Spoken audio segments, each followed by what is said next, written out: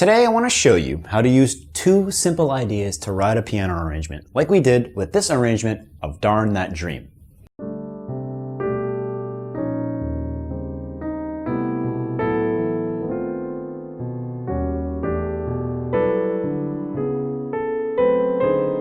Like I said, we have an entire arrangement of this popular jazz standard that evolved from just two simple ideas: the implementation of upper structures and predominantly keeping the melody as the top note of our voicings.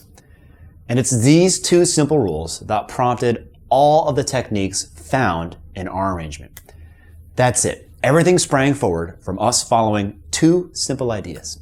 Like Stravinsky once said, the more constraint one imposes, the more one frees oneself. So if we look at the score in the real book, we have this. The first two melody notes are a D and a G on top of a G6 chord.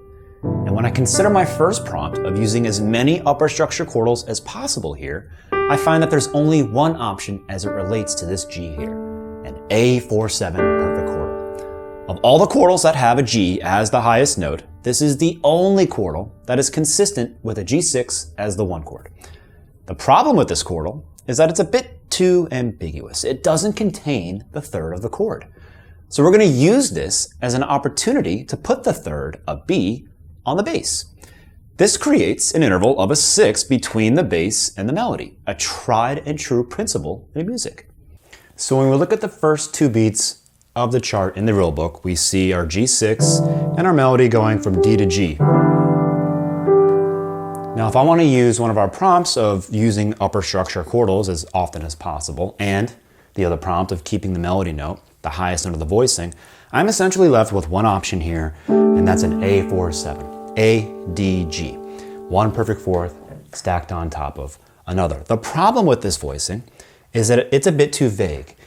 For example, I don't have the third of the chord there, so I'm left with a couple options, and one of those is using this as an opportunity to put that B that we need to sort of define the chord on the bass. And what's really cool when I do that is I can create that interval of a sixth from the bass to the next note in the voicing, which is really sound, musically speaking. It's a really good principle to use. So if I do those things, I'm going to get this. A really cool, nice, open, awesome sound. So now that we have a starting point here on the second beat of the measure, we can make some decisions about what to do with the first beat. An inversion of our A47 would actually give us a chordal voicing with a D as the highest note, again satisfying both of our rules at the same time. Furthermore, we now have an opportunity to implement some contrary motion in the bass. How do we do that? By simply placing a D on the bass that will descend to the B. Now we have this. What's really interesting is that we now have an opportunity to create stepwise movement on the bass by introducing a C as a passing tone. A really great consequence of this C is that it enhances what will eventually be one of the signatures of our arrangement, counterpoint.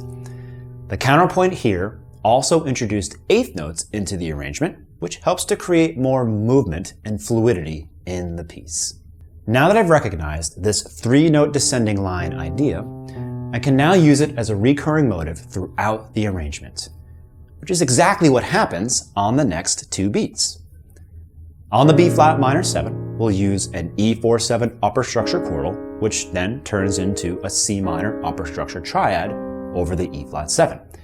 And we'll anticipate the E flat on the left hand to create the descending line F, E flat, D flat. We'll displace the E flat by an octave while playing this line to have a nicer, open voicing on the E flat 7. The cool thing is that this displacement doesn't undermine our line whatsoever. The ear will still hear the line that we've created while also giving us that nice, open voicing on the E flat 7.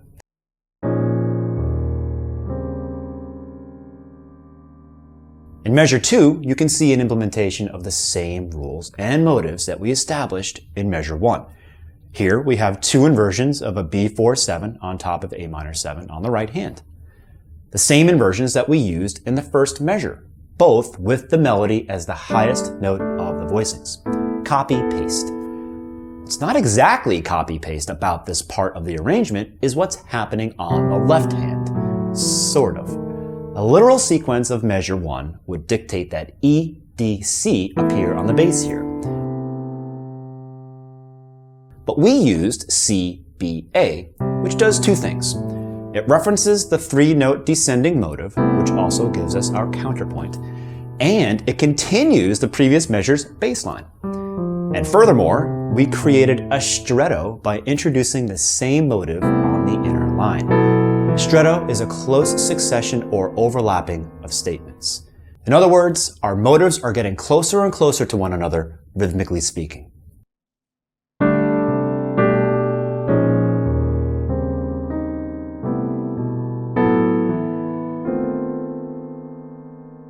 And don't forget, it was one chord, A47, that came about from adhering to two rules that set into motion a whole series of decisions, creating a sort of snowball of creativity. Keep in mind, a good arrangement is not solely about the chords. You must also consider counterpoint, rhythm, what signature ideas are being created, and how to deliberately apply them throughout your arrangement. Also, actively listen and be cognizant of any strong melodic structures that may already be present in the song, so you can capitalize and expand on them if you choose to do so, like we did with Darn That Dream.